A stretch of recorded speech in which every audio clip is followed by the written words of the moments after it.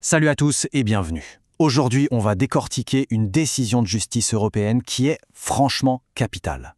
C'est un arrêt qui vient redéfinir les droits des parents qui travaillent et qui, en même temps, s'occupent d'un enfant en situation de handicap. C'est vraiment la question que des milliers de familles se posent tous les jours. Une question terrible en fait. Et c'est cette question qui est au cœur d'une bataille juridique qui a vraiment changé la donne pour de nombreux salariés en Europe. Allez, rentrons dans le vif du sujet. Tout part de l'histoire d'une salariée en Italie, une femme qu'on connaît seulement par ses initiales, GL. Alors GL, elle était opératrice de gare, un métier avec des horaires qui peuvent être compliqués, on s'en doute. Son défi quotidien, c'était de jongler entre les exigences de son poste et les soins constants, vitaux même, que demandait son fils, atteint d'une invalidité totale. Et là, ce qui est super intéressant, c'est ce qu'elle demandait. Attention, elle ne voulait pas arrêter de travailler, non. Juste un peu de stabilité, un poste permanent avec des horaires fixes le matin. C'est tout, pour pouvoir s'organiser et s'occuper de son fils l'après-midi. Une demande qui, sur le papier, semble, tout à fait raisonnable, non ? Sauf que son employeur a refusé de lui accorder une solution durable. Et c'est là que commence pour GL une très longue bataille juridique. Et quand on parle de bataille, c'est un vrai marathon judiciaire. Regardez, elle saisit le tribunal de Rome en 2019, c'est rejeté. Elle fait appel, c'est rejeté à nouveau. Mais elle ne lâche rien. Elle va jusqu'à la plus haute cour d'Italie qui finit par envoyer l'affaire tout en haut au niveau de la Cour de justice de l'Union européenne. Alors attention, il faut être précis. L'employeur n'avait pas tout refusé. Il y avait bien eu quelques aménagements temporaires. Mais c'est justement ça, le cœur du problème. C'était du provisoire, du temporaire. Ce refus d'une solution permanente laissait GL dans une précarité constante. Et ça nous amène à la question fondamentale, la question à 1 million qui a été posée à la Cour de justice.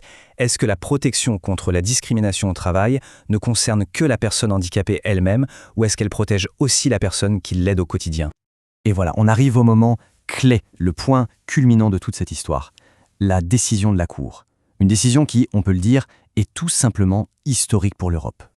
Pour bien comprendre cette décision, il faut absolument saisir ce concept, la discrimination par association.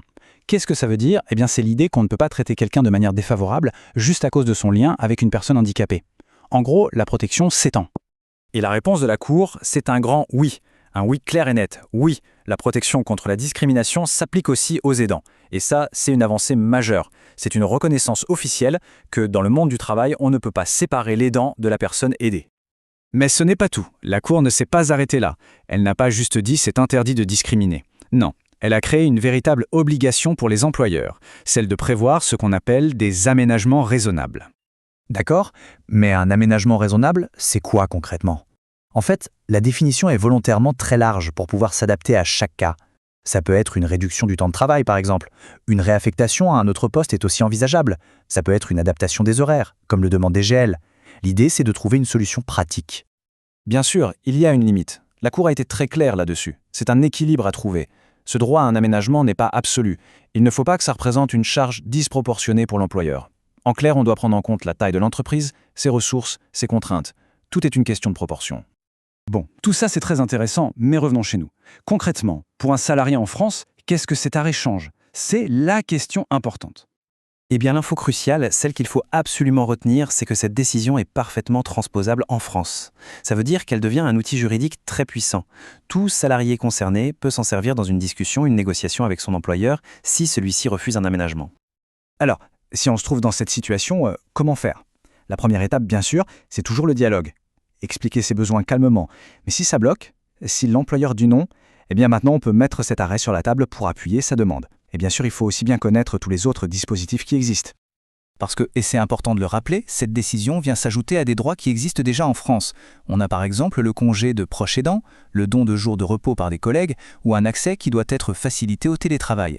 Cet arrêt européen, c'est un peu la pièce qui vient renforcer tout cet arsenal juridique.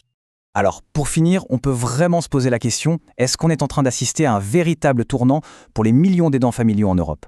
Est-ce que cette décision marque enfin la reconnaissance de leur rôle essentiel, y compris au travail ? Seul l'avenir nous le dira, mais c'est un pas de géant.